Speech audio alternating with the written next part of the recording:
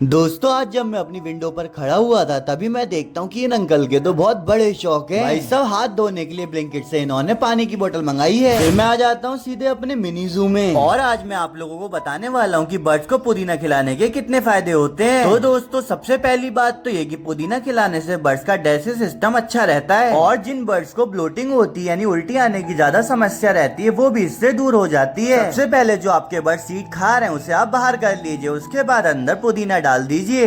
पुदीना खिलाने के कुछ ही दिन बाद आप देखेंगे कि बर्ड्स का डाइजेस्टिव सिस्टम काफी अच्छा हो गया है। लेकिन दोस्तों अगर आप अपने बर्ड्स को पुदीना खिला रहे हो तो आपको घर पर अप्पे बनाने बहुत जरूरी हैं। कमेंट में अप्पे लिख देना, नहीं तो पेट खराब हो जाएगा।